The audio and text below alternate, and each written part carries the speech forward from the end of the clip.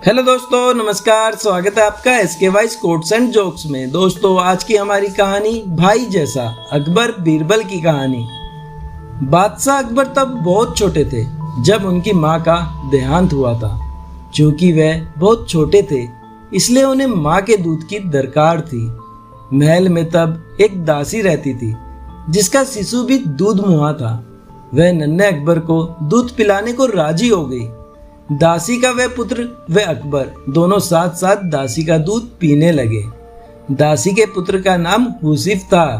क्योंकि हुसिफ व अकबर ने एक ही स्त्री का दूध पान किया था इसलिए वह दूध भाई हो गए थे। अकबर को भी लगाव था हुसिफ से। समय बीतता रहा, अकबर बादशाह बन गए और देश के सर्वाधिक शक्तिशाली सम्राट बने। लेकिन हुसिफ एक मामूली दरबारी तक न बन पाया। उसकी मित्रता जुआरियों के साथ थी और कुछ ऐसे लोग भी उसके साथी थे जो पैसा फिजूल बहाया करते थे। एक समय ऐसा आया जब हुसिफ के पास 2 समय के भोजन के लिए भी पैसा पास ना था। लोगों ने तब उसे बादशाह के पास जाने को कहा। हुसिफ ने बादशाह अकबर के पास जाने की तैयारी शुरू कर दी थी। हुसिफ के दरबार में पहुंचते ही बादशाह ने उसे ऐसे गले लगाया जैसे उसका सगा भाई ही हो। लंबे अरसे के बाद हुसिफ को देख बादशाह बेहद खुश थे। उन्होंने उसकी हर संभव सहायता करनी चाहिए। हुसिफ को अकबर ने दरबार में नौकरी दे दी। रहने के लिए बड़ा मकान, नौकर चाकर, घोड़ा गाड़ी भी दी। निजी खर्च के लिए एक मोटी रकम हर महीने उसको मिलती थी। अब हुसिफ की जिंदगी अमन चैन से गुजर रही थी। उसे किसी चीज की कोई कमी नहीं थी। यदि तुम्हारी कुछ और जरूरतें हो तो बेहिचक कह डालो, सब पूरी की जाएंगी, बादशाह ने हुसिफ से कहा। तब हुसिफ ने जवाब दिया, आपने अब तक जितना दिया है वह काफी है शाही जीवन बिताने को। बादशाह सलामत, आपने मुझे इज्जत बख्शी, सर उठाकर चलने की हैसियत दी। मुझसे ज्यादा खुश और कौन होगा। मेरे लिए यह भी फख्र की बात है कि देश का सम्राट मुझे अपना भाई मानता है। और क्या चाहिए हो सकता है मुझे। कहते हुए उसने सिर खुजाया। होठों पर एहसान भरी मुस्कान थी, लेकिन लगता था उसे कुछ और भी चाहिए था। वह बोला, मैं महसूस करता हूं कि बीरबल जैसे बुद्धिमान व योग्य व्यक्ति के साथ रहूं।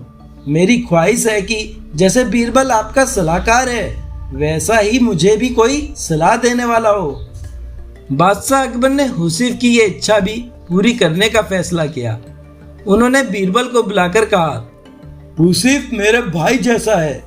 मैंने उसे जीवन के सभी ऐशो आराम उपलब्ध करा दिए हैं, लेकिन अब वह तुम्हारे जैसा योग्य सलाहकार चाहता है।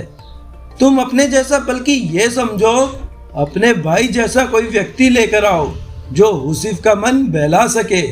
वह बातूनी ना हो पर जो भी बोले नपा तुला बोले। उसकी बात का कोई मतलब होना चाहिए।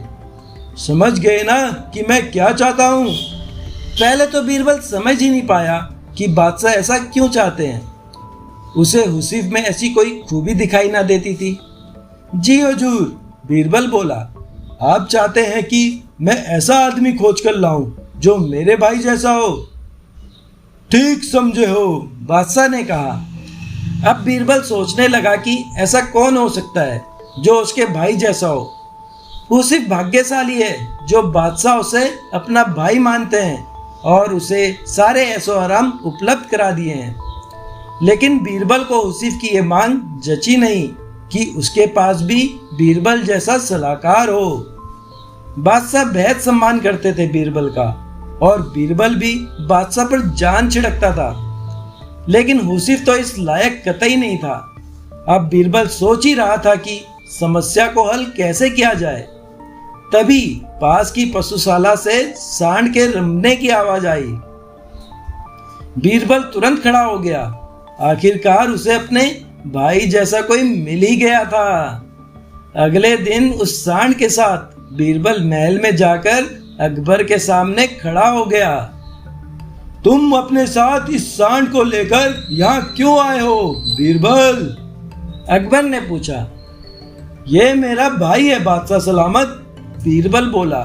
हम दोनों एक ही माँ का दूध पीकर बड़े हुए हैं, गौ माता का दूध पीकर, इसलिए ये सांड मेरे भाई जैसा है, दूध भाई। ये बोलता भी बहुत कम है, जो इसकी भाषा समझ लेता है उसे ये कीमती सलाह भी देता है। इसे हुफिज को दे दें, मेरे जैसा सलाहकार पाने की उसकी इच्छा पूरी हो जाएगी। बीरबल का ये उत्तर सुनकर अकबर को अपनी गलती का एहसास हुआ। तब उन्हें लगा कि जैसे उन जैसा कोई दूसरा नहीं, वैसे ही बीरबल भी एक ही है। तो दोस्तों, कैसी लगी आपको आज की कहानी कमेंट बॉक्स पर लिखकर बताएं और कहानी को अपने दोस्तों के साथ शेयर करें। मिलते हैं नेक्स्ट वीडियो में, तब तक के लिए नमस्कार।